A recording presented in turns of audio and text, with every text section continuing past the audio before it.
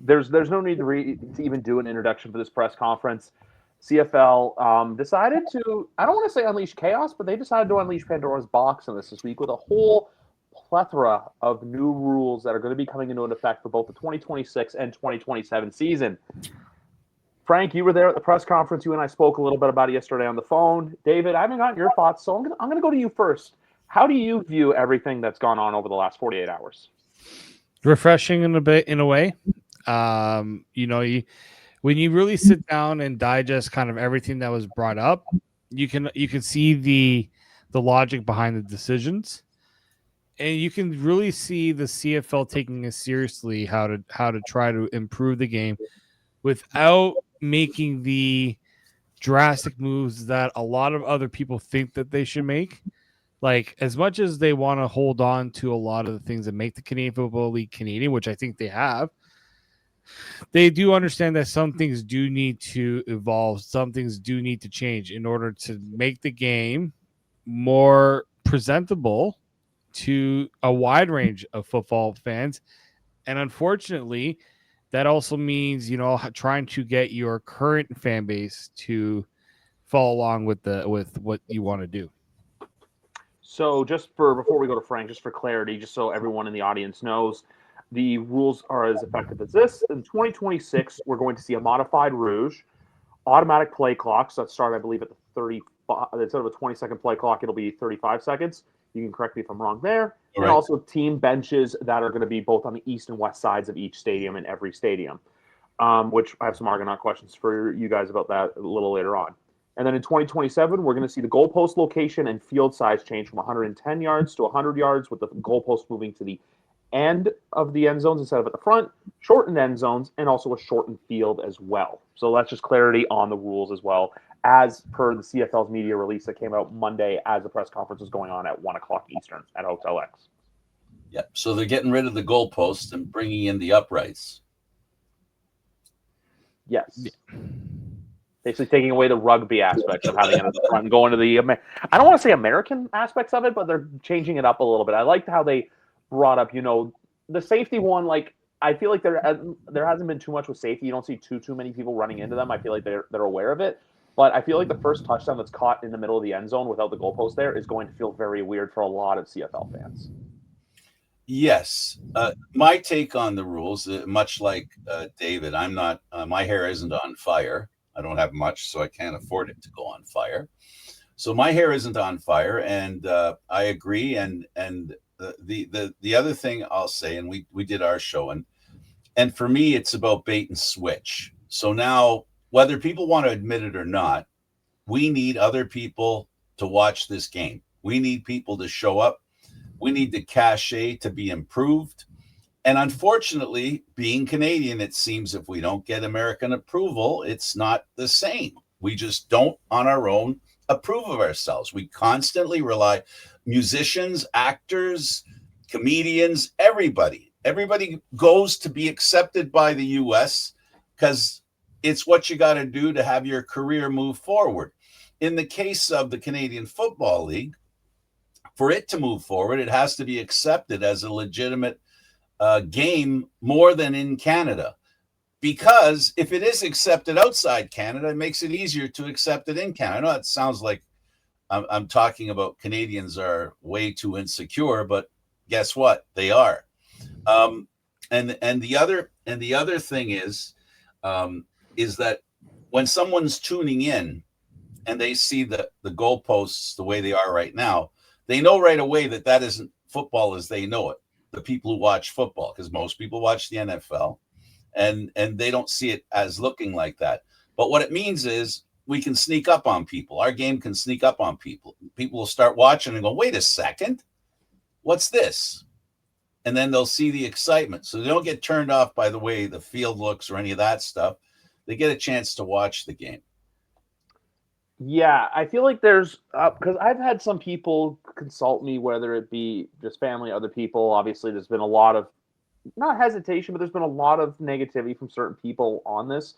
The 24 hours between and also dumping this announcement right on an NFL Sunday was very bold of the league, in my opinion. Hey, like Sunday at 1 o'clock, you're getting ready for the games, and all of a sudden, boom, hey, we're having a press conference in 24 hours, which set off a spark wave of anxiety of what's to come, what's going to happen. And I agree with you guys where the rules are refreshing. It's the American approval thing I get, and like at the same time too, like I don't know what the league needed, but the board of governors said we want a commissioner who's going to be proactive, and you're getting that with Stuart Johnson. He went around the league, recognized, hey, we can make these changes to the game. It's only going to make the game better. I think it's just a lot of people like the traditional values of the league to where, and it's like anything in life. You don't want anything to change. It's, oh, people have a routine. What if your routine changes? You go to a coffee shop every day. Oh, that store closes. Oh, what am I going to do now? Eventually, everything's going to settle in and be fine. I've seen a lot of people threaten, boycott this. Obviously, Frank, you and I spoke yesterday with a lot of Argo fans feeling like this is an extra, kick down south because of losing the games next year on top of everything, which I believe I spoke to you about this, but I haven't asked David about this. Do we think the rules with the goalposts of the field would have gone into effect next year had it not been for the World Cup? This way, I think with 2027, you give those stadiums adequate time to get ready because we know as of now why the Argonauts have to move with the BC Lions is because they have to get the field from FIFA back to the CFL. So I feel like if you were to introduce those next years, it just feels rushed. I feel like this way you give those times. Meanwhile, stuff like the benches too. What I was going to say with the Argonauts for a question, do you put the Argonauts on the west side of the field? Or do they take the east side? And also too, the sun. Do you put the opposition in the sun. That's my thing too. But then also you're losing those premium seats. So if people have season tickets down there, the people that are in those nice comfy blue chairs, where do you move them to? The end zones. Okay, so I'll tackle a couple of these because the renovations were being unveiled too yesterday around the stadium. I couldn't stick around for that, but they're adding in new luxury boxes. They're adding in that new thing and I think part of the reason why the changes are being made right now, the party zone, too, right? It hasn't been fully finished yet, but they're doing that new thing in the north end zone, right? The patio or whatever you want to call it. I'm pretty sure that's going to stay. So they're going to be like those seats along the sidelines. I don't think they're full during games. So losing those, I don't think is going to be a big deal because they're adding in luxury stuff. The renovations are adding in stuff that they can recoup that. So I don't think losing those is going to be that big of a deal. I did wonder, did the Argos want to get the east sideline because it's closer to where they come in and out, right? It's not as long of a run out of the tunnel, but I don't think it really matters too much for them in that regard. There is some work that's going to have to be done, though, to set up that sideline because there's a lot of connections, like with headsets and stuff like that, you are going to have to figure out. So I do think that there's going to have to be some work done, and the Argos aren't necessarily going to be able to do that next year because, it's obviously not happening next year, but to get the work done, like they're going to have to wait until after the World Cup because they're kicked out, I think, starting in March. Is what I'm told. So that stuff is going to take some time to get some work done. But again, it also just speaks to why wasn't it just done in the first place? Why don't all CFL stadiums have everything done all in unison, all uniform, and things like that? While people complain about changes to the rules, yet fans are not willing to call out that sort of stuff. Like that's where I get it. That's where I get a little annoyed where fans are nitpicking on change just for the sake of picking on change and because it's a new commission and all that. And yet, why aren't fans upset that teams in the East all have the sidelines on the same side? Like, why is that all? Why was that never something that was complained about? So I do think that there's a bit of hypocrisy. I don't like calling out fans on these things, but like the reaction I've been seeing, like there's a lot of logical moves that are being made right now to, appeal to a wider audience. Understand you're not just bringing in American viewers, you're bringing in Canadian viewers who don't watch the Canadian game because they don't like some of the things that frankly are not worth, dying on a hill to keep. The field goal posts, I wouldn't be upset about that. The 55-yard line, yes, uniquely Canadian, but is it worth Is it? I don't It's think not so. a be-all, end-all. The clock. Frank and I talked with a fan today. The clock was a big one, and I'm like, it doesn't make sense, the current clock anyways, because there are some teams who get the benefit of a longer play clock than others. Make it all the same for both sides. There's just certain things where it's just like if it makes a better run product. I talked about the big thing with the clock. Why not have a little more urgency at the end of games? Like, I find that sometimes you have a big play in the fourth quarter and then it kind of just dissipates because now you can get into the huddle, you can take your time, you can think about things. Ryan, didn't we talk about it? Now we can have a little more urgency to play. We can kind of, run some fakes to see what the defense is running. Like, we can do certain things a little bit differently because of how the play clock will change. He's already thinking about this. Like, and I don't think people need to worry about coaches being ready for this, because in their heads they're already thinking about this stuff. Arbuckle was the guy that David went and picked up some comments from players and Dinwiddie, and Arbuckle was the best. I don't know if I'll send it to you or let you hear it. What it comes down to is he brought up the point, and this is something that I keep forgetting, that here in Canada, kids grow up playing 4-down football. They change playing 4-down football when they get older. And then the CFL game is the CFL game only at the CFL level. And youth sports too. Right? As you go down, the game is different than what the CFL has to offer. So I find it kind of crocodile tears when people say, how dare you change our game? The game isn't universal in Canada to begin with. Yeah, no, the Canadian game obviously has its unique quirks, but it's not like, how everyone's like, oh, like, is 4 downs coming? The field's still the same. You have the waggle. You have the unlimited motion. You have all these things that are staying the same. I feel like it's just certain things where people are like, it's basically pretending like, the league completely went Benedict Arnold on everyone and said, like, no, we're doing these changes to this. No, these changes are going to be good for the long-term future of the game. I've seen there's one player, a former player on Twitter, who's been very, very outspoken about the rules. I feel like it's more or less the traditionalist fan bases, like how, you've seen BC Lions players more specifically upset. Michael Shea, I think, was outspoken against it. And then there's been a handful of, I think, Ticat fans and like just people within not the organization, but like it was a former Ticat, who have been very outspoken against everything else. Like, even like, how you talked about earlier, like, hey, what's the sidelines are going to be? Hamilton already said, hey, you know what? We're pushing our opponents. They're going to the east side. They're going to sit in the sun and cook. When they go back into their dressing room, they now got to run across the field to get to that tunnel.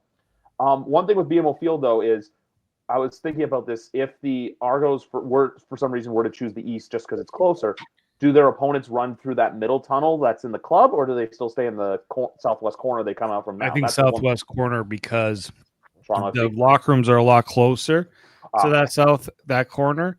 And there's also a lot of fans that come out and do the flag, and it would make more sense if it was Toronto coming out of there, because on the Argos we see the fans coming out. Yeah, which that's why it's set up. The center is set up like that because TFC comes out there and there's some supporters there. But no, the locker rooms are a lot closer for the away team to be going out that way. Yeah, so I still feel like it's probably going to be at the end of the day, the away team on the east end, and then the team on the Argos still on the west sideline. If like we say, if they're smart about it, because even though they do have to run across, that's something they're used to. N+2, when it's a Saturday afternoon game in the middle of the summer, and it's like what it was against the Red Blacks, guess who's out there cooking and baking in the heat? Not the Argonauts. And can't see the play as well, because that's the other thing. I sat in those seats, and that sun is blinding. You can't see the field. Yeah, it's not fun. Like, most people I know who go to games who sit there end up in the south, and like standing along the south rails along like where the TFC supporter seats are, just because either it's too hot or the sun's getting you right there. One question I'm going to ask just specifically, because I just looked up the Argos to see if Chris released the injury report, and he did. Is there any confirmation to who's at quarterback Friday? Because I know Nick's available. Is he going to play, or is he just going to dress and then Daggy's going to start? He did most of the reps yesterday. Oh. So, yeah. So if he's available, he's starting. the report came out. I'll pull it back up. Like I said, Chris sent it out about and I'm looking at it right now. He was limited again, which probably just means that that Daggy also took some reps. Yeah. But them saying he's available, unless something comes up where he says I don't feel it, like if he doesn't feel right, yeah, he's starting against BC, which is a big time change for sure. And then Brandon Kemp's the only other guy on the report who's still available. With obviously Christmas, Dockstader, Giffen, and Herdman Reed are all out for this one. Which on that note, obviously they suffered a bad loss last Friday, but I still look at last Friday's game as like bad. The only takeaway I have from last Friday, which we'll talk about the game predictions in a second, is what the BC Lions went into Calgary and did, because this Friday's game is setting up to be one that's a late night, but also too very, very competitive for both teams. But yeah, no, just going back to finish up everything with the rules and everything like that. I feel like you're still going to have your traditionalists that are going to be against it, but at the end of the day, I don't think I've seen, you know how we were saying yesterday, Frank, people being mad about calling the reps or people threatening to like not renew their season tickets. I got people calling me saying they're going to do that. I see it on all the group chats right now. The Double Blue Daily and then the Argonauts official one, and then even how people are saying the whole like, oh, they should have consulted the fans. I do agree with maybe talking to players more and talking to, even media and coaches and player personnel more. But the fans, like, because if you tell the fans that you were going to do this, you weren't going to get any positive reaction from it. If you say, oh, we're going to do this. No, I think it's better that, hey, it's just, we're doing this. You're going to have to learn to accept it. And it is what it is. I do think, though, some of the fans who say now about the season ticket things, for now they're saying it because I think it's the in-the-moment anger. But I think eventually you might have some who drop off, but I don't think you're going to have a lot. Because at the end of the day, it's still a game that people love to watch. It's still a game that people... Well, I'll say this. They say they're going to do it. I says, show me your email. Show me your letter to the team that you're canceling season tickets. Like, they know that if they complain about it and if they make a big deal about it, they're hoping that maybe something will change. Nothing is changing this. Nothing is changing this, guys. And Frank, as much as I give John a lot of credit, he's been an Argos season ticket holder for the longest time. I don't know if that's ever been the first time he's ever shown disappointment and wanting to cancel tickets. But even he said himself, I haven't written the letter yet, but I'm planning to. Well, don't say you're going to give up season tickets, but you haven't written the letter to say you're going to give it up. Like to me, it makes it more of a statement to say, I just canceled. I've already canceled. I told my rep I'm not coming back. I had a friend of mine who said, I'm not going. I canceled my season tickets for TFC. To say that he canceled it means a lot more to me than him saying, I think I'm going to cancel. Because guess what can happen? You can change your mind. Or they automatically renew and you're stuck. You miss out. Charging your credit card.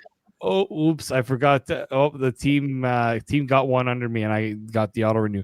Like to me, I am truly perplexed by. Okay, I can understand if some people are just against change and all that, but this has gone toxic. Like it's gone like if you're a fan of a team that has struggled to make money, because we know majority of the teams in the CFL do not turn a profit. Are you really surprised that all of a sudden now they're trying to make a change because they're tired of losing money? Like they keep saying, "Oh, we need to market better. We need to do this and that." I'm pretty sure these teams have marketed. I'm pretty sure these teams have put together, tried their best to try to bring in fans. But then you have people turn around and say, I don't like the way that this game is played at times. I don't get the clock rule. I told Frank on our last show, I have a friend who calls me and says, how the heck does this play clock work in the CFL? And he's a guy who lives in the States and only watches the NFL or NCAA. You get another one that says, how the motion and things like 3 downs, really 3 downs. I had one friend who said he finds the goalposts being where they are pretty silly. And I kind of laughed when I saw that the goalposts were being changed. I'm like, Well, maybe they're listening. Maybe they're listening to the people who don't watch the league and they want to watch the league because those are the people that they need to bring in. The CFL was hoping that we're hoping that the diehard fans who have supported us through thick and thin will continue to support us, and we can try to draw in the fans who don't support us each and every year. Well, they're gonna change. Fans are fans. I'm gonna go down the middle here. I'm gonna disagree a little bit on both ends of that, David. I'm gonna disagree in the sense that there are people who are gonna quit, who haven't said they're gonna quit either. There's people who don't talk about quitting and then it just might hit them. And then there are the people who say they are and won't. But where you're gonna fish and cut bait is, are people gonna get over not just these rules? The other thing they've got the bugging Argo fans are those road games that they're calling home games. It's not just one thing. It's not like in only what? How long has it been since the road game announcement, since MLSC announcement, Buffalo, and now this? It's been about 6 week period since the announcement from the World Cup, and then about a week or a week and a half since 2 weeks since the. No, I'm getting my dates mixed up. Was the Buffalo one last week or was it 2 weeks ago? Last week. Oh yeah, so Buffalo. Geez, that feels like 3 weeks ago. So, I know that's the point. That's exactly the point. It's a lot of crap to wrap your head around. So now you're wrapping your head as an Argo fan. You're wrapping your head around. I'm going to be going on the road. Oh, am I gonna have to buy the tickets? Am I going to have to sell the tickets? What's going on there? MLSC goes, we're going to be best friends with Buffalo, and the sensitivity of Argo fans of MLSC throwing the Argos out in the hopes that they get an NFL team. There's truth to that. So it's not a question of whether they believe that MLSC would do something like that. They have a well-founded belief that if MLSC had the choice, they would go NFL. And they're making friends now by doing this with the NFL. And then the CFL comes and starts changing things around. And even though all three, neither has anything to do with the other. Yep. They don't have nothing to do with each other. But if you're sitting in an Argo seat as a season ticket holder, you're going to the game, I think you feel a little under attack. And so it's cumulative as well as just this. And David's 100% right and you're right too, that with time, they probably will change their minds and stick with the team. But the most important thing that the Argos have to do and every CFL team has to do, they have to offer an opportunity for the fans to talk to them. They need to at least put it out there that we're willing to listen to you and have them, like the Queen Elizabeth building in Toronto has been used a few times for season ticket holders of the Argos to ask questions of the Argo organization. That's something they're going to have to do, and they're going to have to weather the storm, because the only thing that's going to make people feel better about everything that's been going on is if they feel like they're being heard. The three pieces of news in the last 6 weeks definitely make Argo fans feel like they're not being heard, because none of those three things are things the Argo fans would jump out to do. Yeah. Michael Grange wrote a really good column on this because he's got got a bit of insight to MLSC. He brought up, why exactly was this being done? Why are all of a sudden like the MLSC really didn't need to do this, but there was a reason behind it. And we've seen over the years, NFL teams have made almost territorial claims within Canada to expand its Canadian fan base. The Vikings have done it. I mean, the Seattle Seahawks. Got it. Yeah. Ask how many people in Vancouver go and watch Seahawks games. There's quite a few teams. Detroit with the Patriots and things like that. And what Michael Grange wrote was, in a way, this is probably had a conversation where the Bills came to Toronto and says, we're building this brand new, really expensive stadium. We need to fill the stadium. We need to bring in people from Ontario. There's a lot of Ontario fans who are Bills season ticket holders. So we're coming. We're coming to do promotion. Do you want to be with us or do you want to be against us? Right? Do you want to embrace us coming into this marketplace and work together, or are we going to be fighting for this space? And I don't think people talked enough about that in a way. And like, I understand people say, oh, I look at the store and I see a bunch of Buffalo Bills merchandise. If Argos merchandise was flying off the shelves, sold out all the time, don't you think MLSE would have a lot more shelf space for the Argos? Absolutely. Like Nick Arbuckle, Frank, we played his thing on our show. These are people who are investing money, and frankly are probably, and he didn't really say this, but he says they're looking for a return on their investment. Frankly, what he's probably saying is they're tired of losing money. The Argos lose money. Unfortunately, 15,000 fans a game, and not all 15,000 are season ticket holders, is not enough. So guess what? If they find an avenue to add to that, now I'm not saying that this Bills thing is all of a sudden going to help the Argos, because I'm still, in my mind, not really understanding the full picture of how that's going to help. I can understand in some ways how the collaboration can increase maybe a platform for the Argos. There's a lot of other ways I believe that they could do it.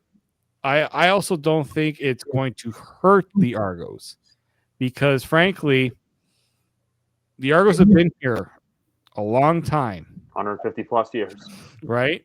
MLSC, it would be a real bad PR nightmare if they were to be the reason why a team that's been here over 150 years all of a sudden isn't around anymore.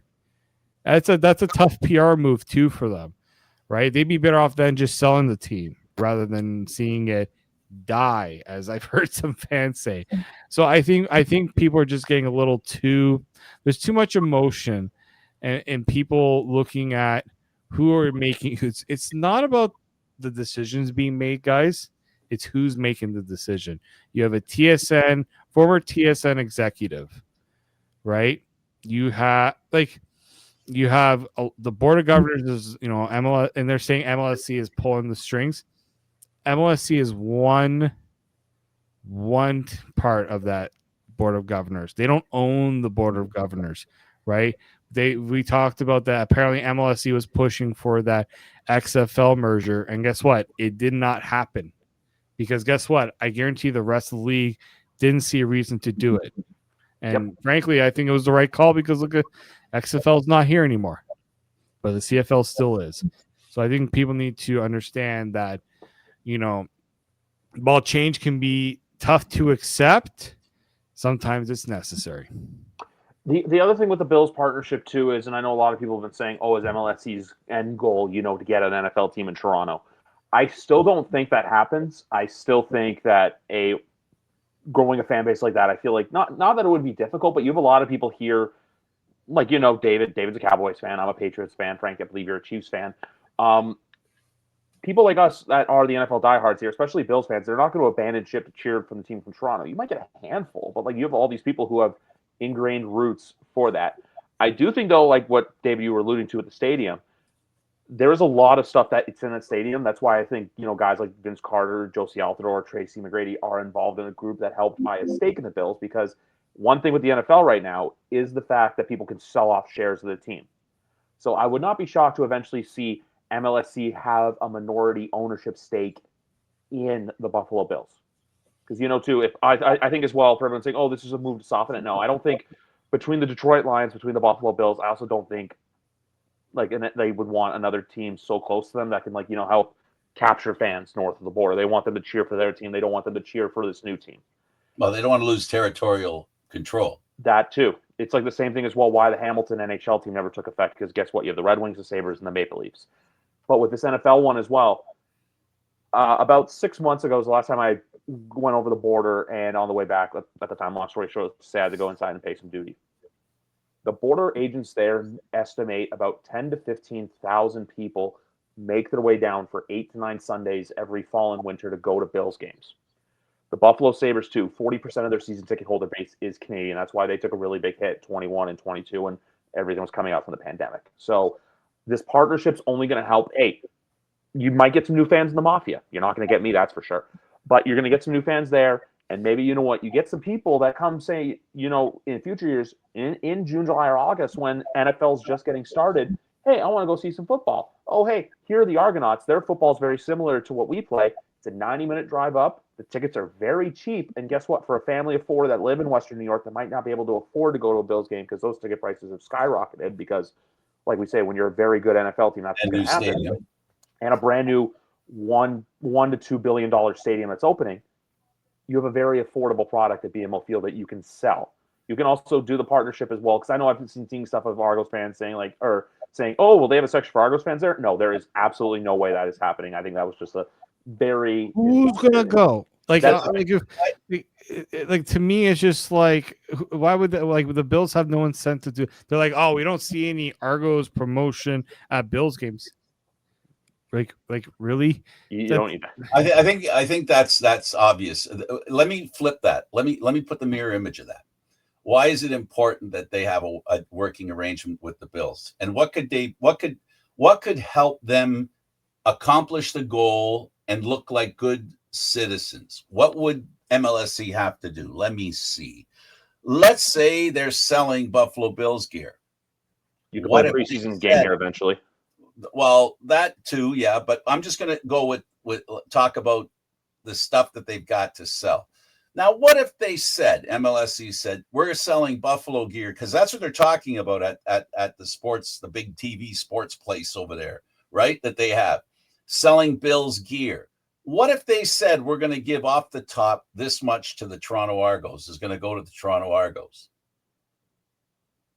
Well, they're doing a collaboration effort together, so that's the thing I'm thinking about. Is there a revenue stream available? Yes. At Real Sports, isn't that what it's called? Real Sports, apparently Gate 1 at Scotiabank Arena.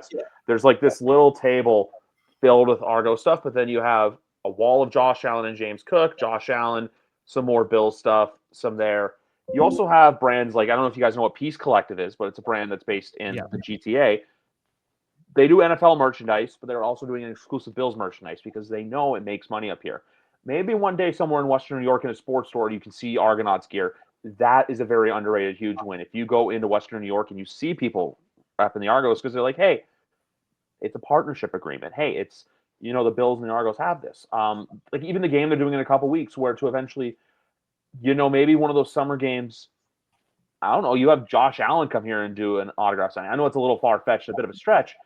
You do that, you would sell out BMO Field. I'm not even kidding when I say that. Griff, you're going down the same road that I'm talking about. Yeah. It's not just about making money or fans for the Buffalo Bills. It's we should use on this side of the border. It would be really stupid of MLSE or anyone else not to try to make it advantageous for the Argonauts as well. Oh, absolutely. That they should get a taste. That's all I'm saying. And a tiny taste of what's sold by the Bills in Southern Ontario is going to be much bigger than the total sales of the Argos stuff. That's my point, is that if I ended the fact that Bill stuff is more popular than Argos stuff, then getting a piece of their action is one way to say, help us support that. It'll be one way of helping to support the Argos and keeping them alive. The other thing I think MLSE should do, sorry to cut you off, David. The other thing I think MLSE should do, because I've been seeing this on the Facebook groups, have official watch parties. Like, David, the Leafs do this I'm pretty sure every road game, or a very big majority of their road games, where they go to a restaurant. You have an official, like the hosts go, whether you send Sean or Jess. You have, some of the A team. You have some giveaways. You give away some tickets. You have an alumni there to watch the game and interact with the fans. But instead, the fans have to go out of their way to gather and, like they're doing it this Friday night at Chuck's Roadhouse in Mississauga at 10 p.m. start time, mind you. That I think if the Argos do that even a couple times a year, do a bus for season ticket holders to go to Labor Day. Next year, I don't know, do a Via Rail that goes to Montreal or Ottawa, excuse me. There are these little things that they can do as just little tokens of appreciation, because I know MLSE as a whole seems okay with losing money because the team behind David's shoulder makes them more money than you and I and Frank will ever have in our lifetime. That's not a knock on any of us. That's just, what, facts of the matter.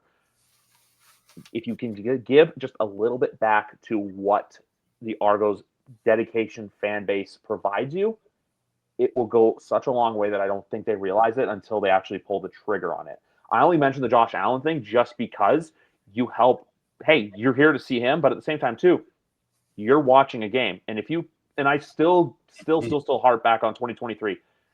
there's still a world where they win that East Final and go to the Grey Cup, and no matter if they win or lose, they probably bring in a whole crop of fans. So I think it's a mix of, just capitalizing when the moment's right, but also to remembering this team's on the precipice of potentially winning a 20th Grey Cup. Do they do it this year? I don't think so, but we'll talk about that later. But they just have to find ways to say thank you to the diehards. You can't just throw them by the wayside, especially if you're MLSE. And I think Keith Pelly knows that, because if you remember last year's Grey Cup celebration, what was a lot of it being said? Come to the games. They were trying to sell 2025 after 2024. We just want another championship. Yeah. Well, you stopped at your idea of using the Bills to celebrate the Argos or promote the Argos. Their seasons don't overlap. So that's why I said it. Yeah. To see, I heard you, and I'm saying, what's to stop Josh Allen from coming to an Argo home game? And what would that do to the interest in the Argos?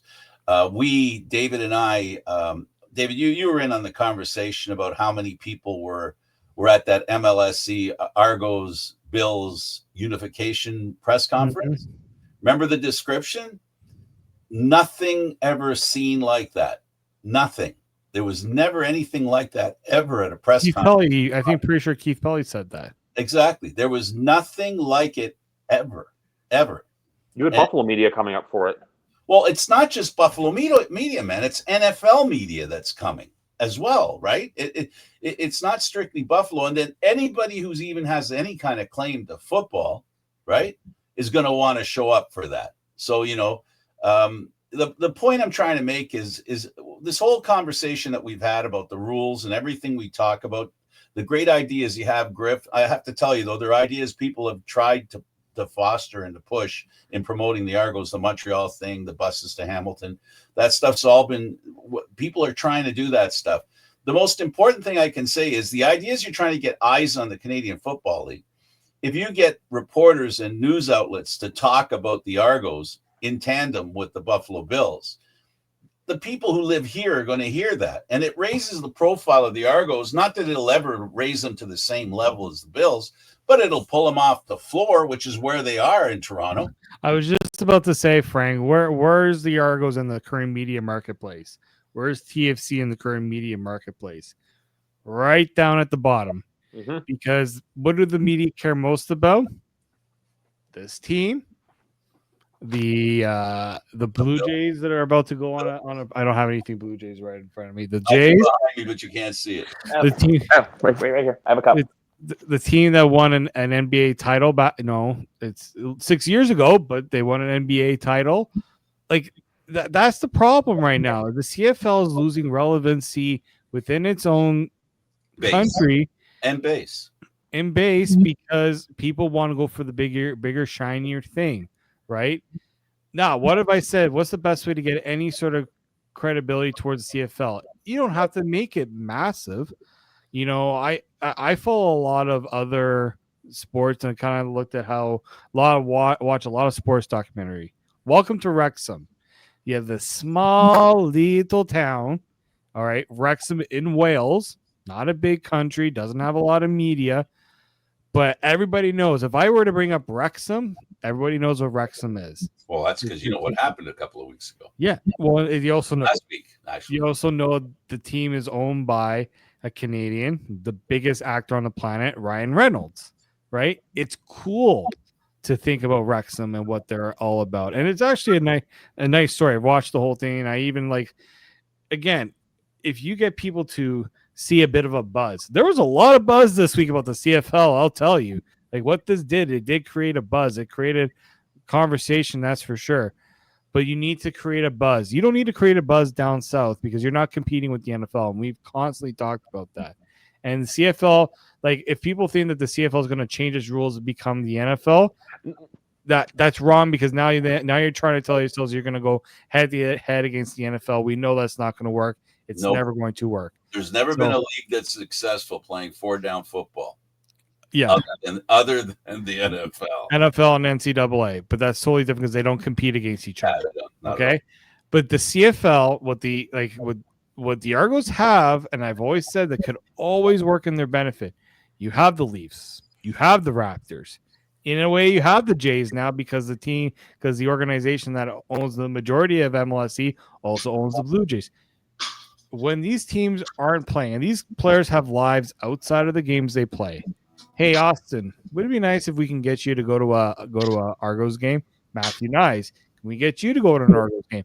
Get some of your guys to go, because if people see that their favorite sports athletes are going to these games, wouldn't that make it provide a little more cachet towards your team, right? What's something the NFL did that, guess what? It kind of just happened, and now they made almost $1 billion off of it.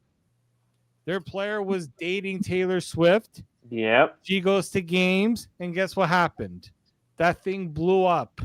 Okay, the Kansas City Chiefs are saying, thank you, Travis. Like, well, the big thing with her is that she's bringing, people who have no idea what the NFL was before she went there. exactly. Guys' daughters. Yeah, that was fishing in a whole different pool. But again, the NFL became trendy, and everyone got sick and tired of hearing about Taylor Swift. The NFL didn't care, Nope. because all they saw was dollar signs and interest and media attention. Yep.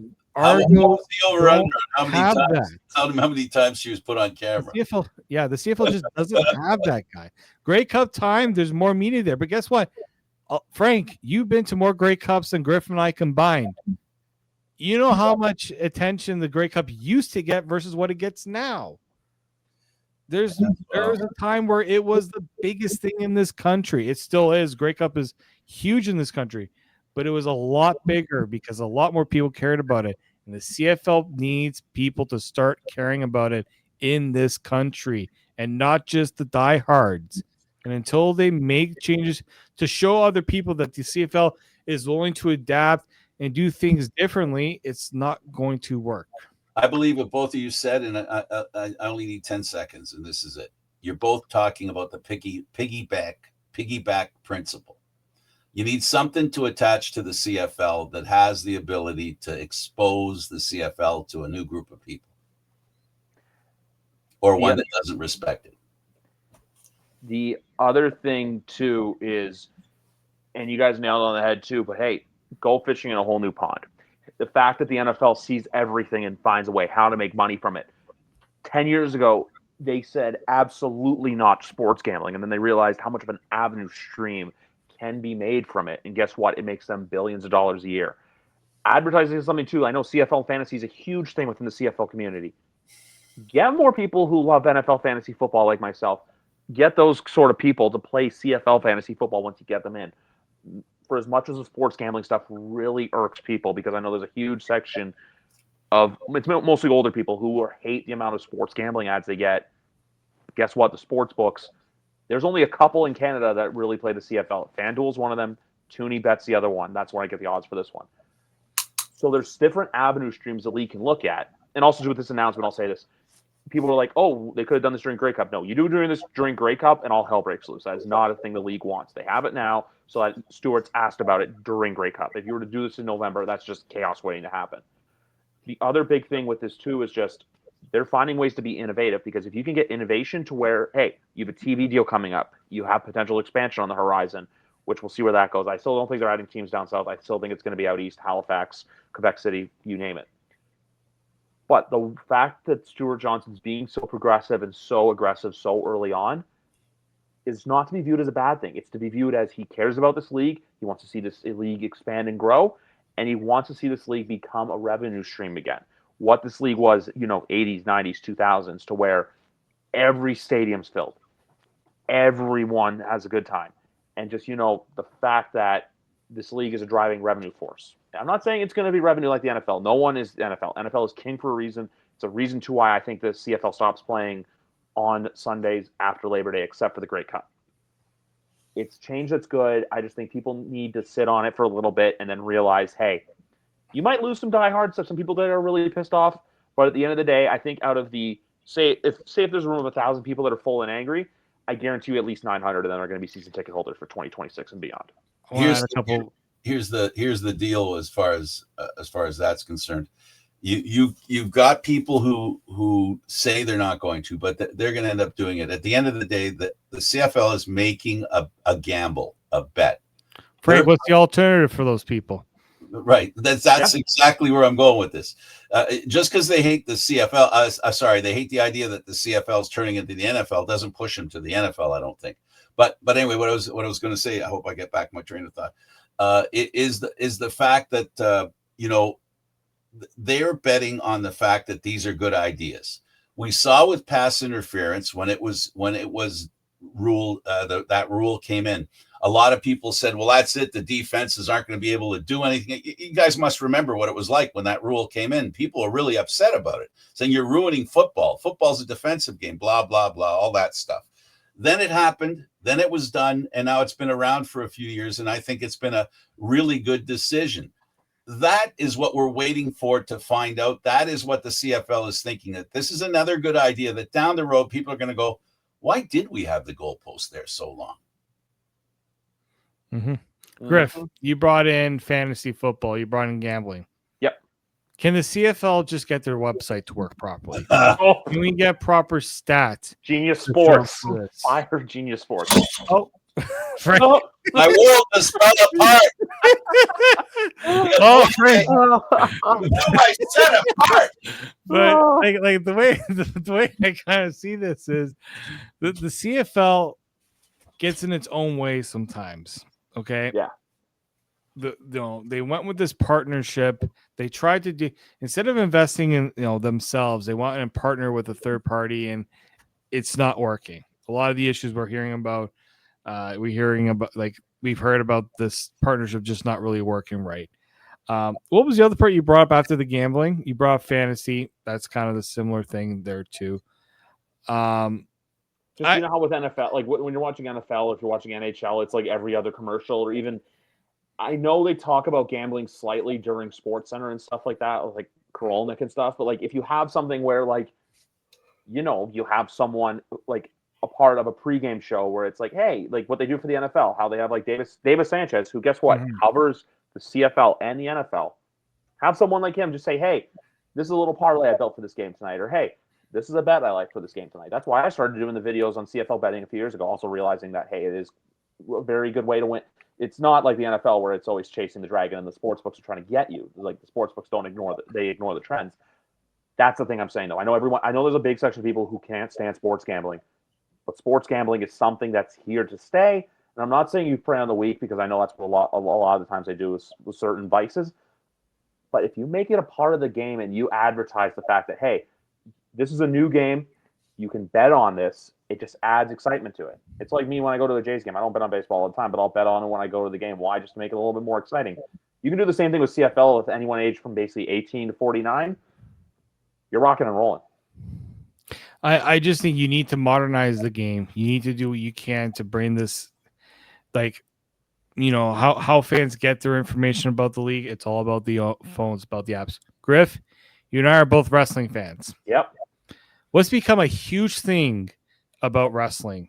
It's not just where it's being played, because it's on a billion platforms now, but a lot of content comes from people who stream while they're watching the events. You need to get to those people. The younger people are sitting like this in front of a computer screen, and they're watching somebody play video games. They're watching somebody watch a sporting event. They're watching somebody watch wrestling. The times are changing in how people are consuming media. I'm hoping that somebody who comes from a TV executive background will understand it. Frank, I've been beating this drum for how long? Yes, TV is important because it is an important revenue stream, but so is the digital streams. So are the other streams of way that people are getting their information. So if you're a CFL fan and you're pissed off about the rule changes, be more pissed off that the CFL doesn't have a bigger digital presence. That that people are, younger than us, Griff, aren't thinking about streaming a CFL game and giving their thoughts about it and watching it as a fan. That's where the times are going. And if that stuff doesn't involve, if the CFL is not going to invest in that or find ways to collaborate with those people, that's where I think there is going to be that should be the bigger pushback from fans than changing a couple of rules. I happen to think that one of the worst things that happened about the pandemic is it emptied the bank of the Canadian Football League. They ended up with very little money. They fired a lot of great people that were working at the CFL. They had a major brain drain, and then they had a major financial drain. And everything you're saying, David, costs money for them to be able to put that stuff together. They thought they could do it with genius.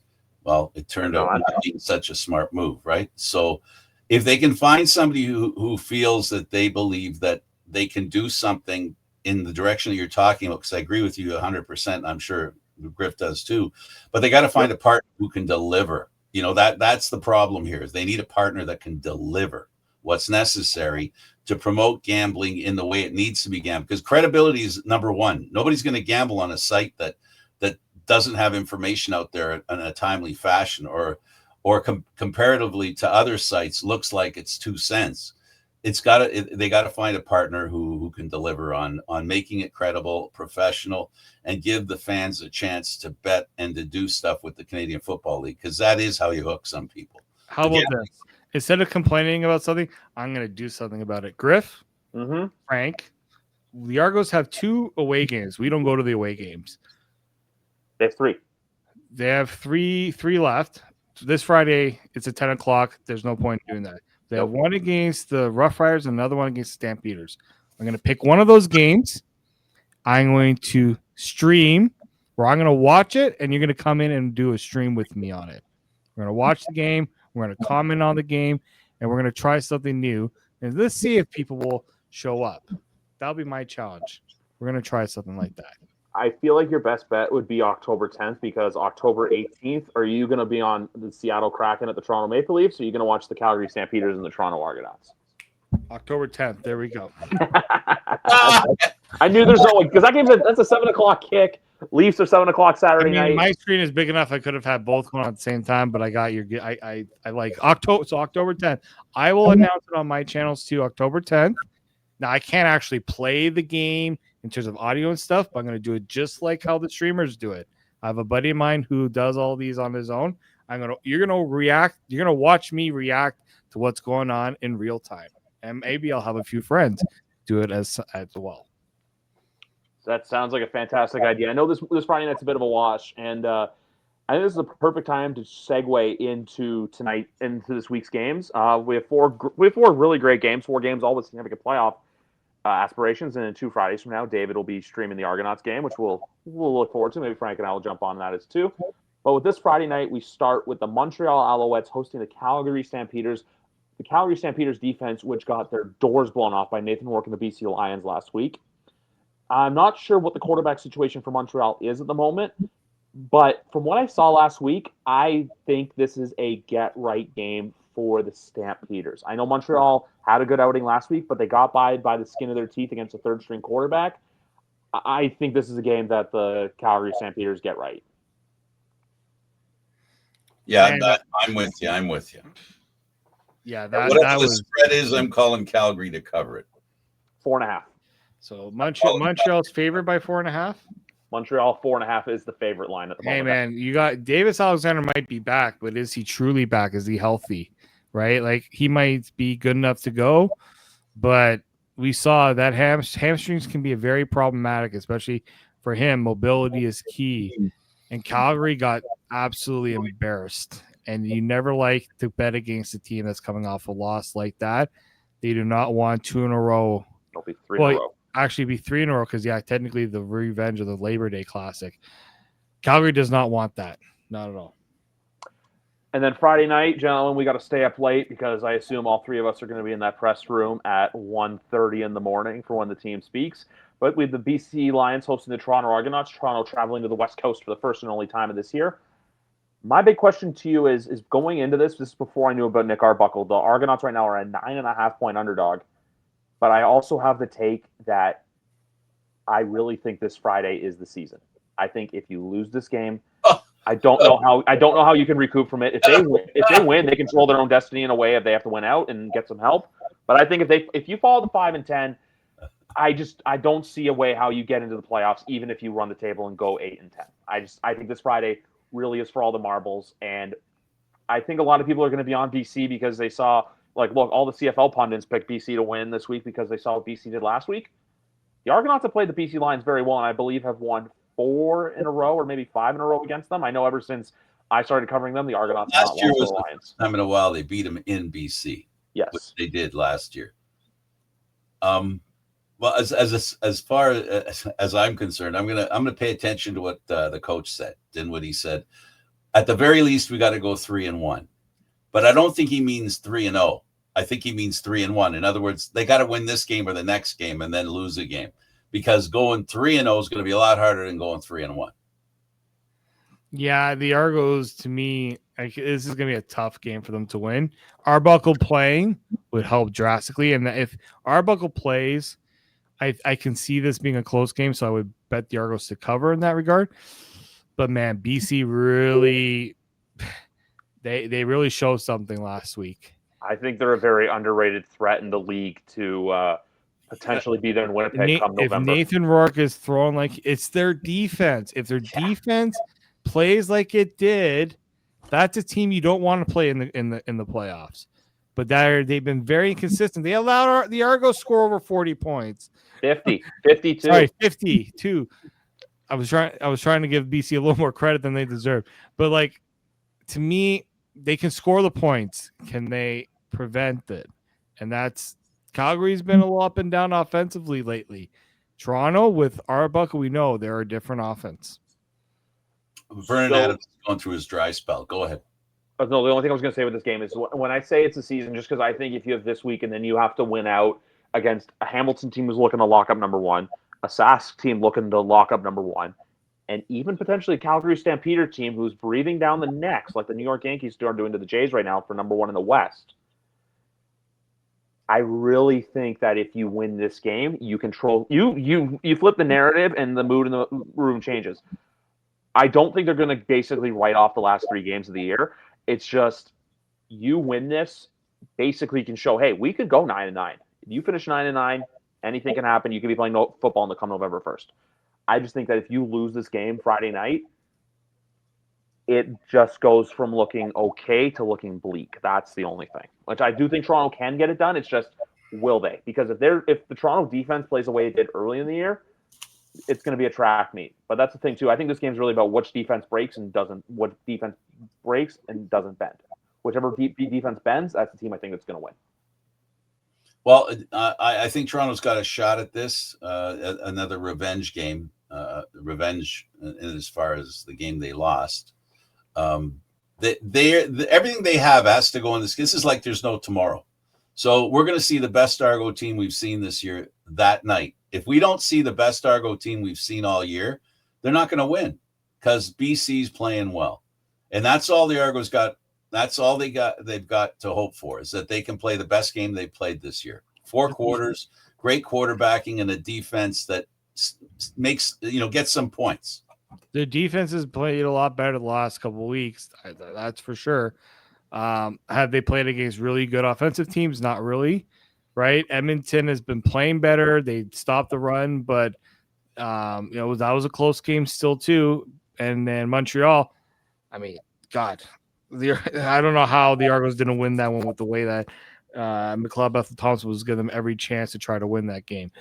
So they have to find a way to make Nathan Rourke uncomfortable right off the start, because even in that game that they scored 50-something points, they needed to, because their defense could not stop Nathan Rourke until they got him to make a few mistakes. So that's going to be key for Toronto, is they got to make Nathan Rourke make mistakes, especially early on, and force BC to play from behind.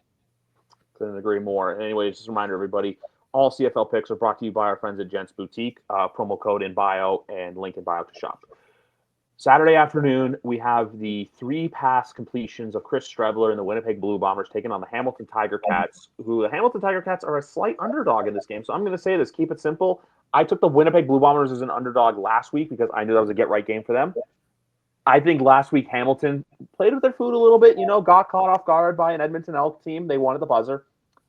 I think this is a game that the Ticats kind of reestablished themselves as like, hey, we are the team that we think they are. And you also remember, 2 weeks ago when these teams met up, it was not a close game at all. I think Hamilton takes this one easily. Yeah. Hamilton. That's all I'm going to say. I got Hamilton in that one. Hamilton, it looks like Claros was practicing with the first team offense. We'll see if he plays. But even then, Hamilton's playing well right now, and they it's tough to bet against them right now. You just Caleros is not the same quarterback he's been. It's almost. And the other thing I was going to say too with Hamilton, it's almost like for them. Sorry to cut you off, Frank. No worries. Them losing on Labor Day helped them more than winning on Labor Day. Because if they had won on Labor Day, for them it's kind of like, yeah, we won the season series against Toronto. The way they got embarrassed on Labor Day, they basically came out the next week. What did they do? Beat the dog poop out of the Montreal Alouettes. I'm trying not to swear. And then they took care of the Winnipeg Blue Bombers on a very emotional night. And then last week, you won a close one against an Edmonton Elks team that's been frisky lately. I think this is a game where they reestablish themselves, especially defensively. And then Saturday night, we go to Edmonton, where the Rough Rider fan. It's going to be interesting to see what's more green in this crowd Saturday night: Edmonton Elks fans, or the seats in the stadium, or the fans from Saskatchewan and the Rough Riders. Rough Riders coming off a bye.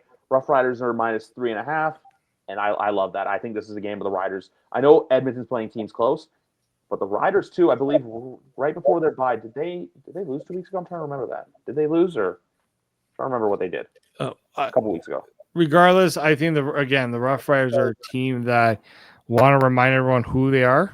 They want to also they get a chance to make sure the Elks are out of the picture. Claude Bethel Thompson embarrassed the Riders 2 weeks ago. That's what it was. So that there were a lot of injuries in that secondary. They want to get right game, and we know when this team's been embarrassed, they know how to get it right.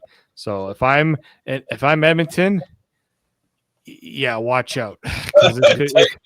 Tighten your chin straps. If I'm Cody Fajardo, watch out, because the hunt's going to be on. The hunt's for him especially. This is a game that could help them lock first, and that means a lot to Saskatchewan right now.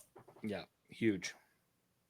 Yeah, that's the big thing too. It's a get right game. It's a game I think for them to kind of reestablish themselves. It's like, oh, the team you saw 2 weeks ago, yeah, that was an anomaly. That was like an epiphany. It's like do you guys remember last year Toronto lost that crusher to Hamilton late in the year, and then I think they ran the table pretty much from there on out.